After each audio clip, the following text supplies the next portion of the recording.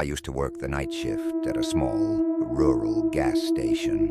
It was the kind of place where nothing much happened. The most excitement we ever had was the occasional drunk wandering in for a pack of cigarettes.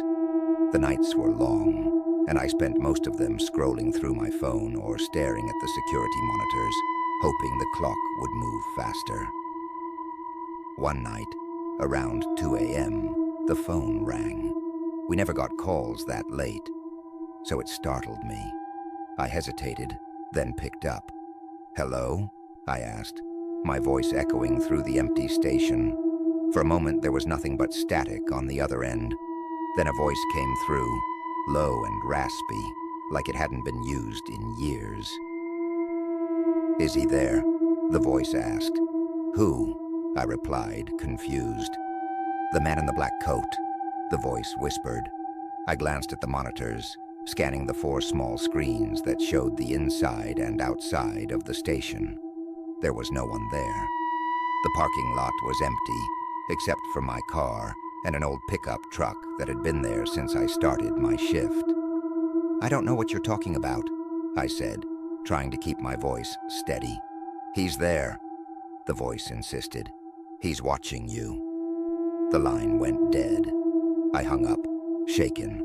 I glanced around the empty station, suddenly feeling exposed. I told myself it was just a prank call, some local kids messing with me. But I couldn't shake the feeling of being watched. About an hour later, the phone rang again. This time, I didn't hesitate. I snatched up the receiver. "Who is this?" I demanded. "Do you see him?"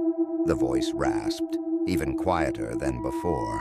"There's no one here," I shouted, my eyes darting to the monitors again, and then I saw it. On the screen showing the back of the station, where the dumpsters were, there was a figure, tall, with a black coat that seemed to absorb the light from the single bulb above the door. His back was to the camera, and he was just standing there, motionless. "I see him," I whispered, my throat tight. "He's waiting," the voice said. "He's always waiting." The line went dead again. My hands were shaking as I hung up. I looked back at the monitor, but the figure was gone. I spent the rest of my shift huddled behind the counter, clutching a tire iron I found in the back room. When dawn finally broke, I bolted out of there and quit that day. But I still see him sometimes, in the shadows, just out of the corner of my eye, waiting.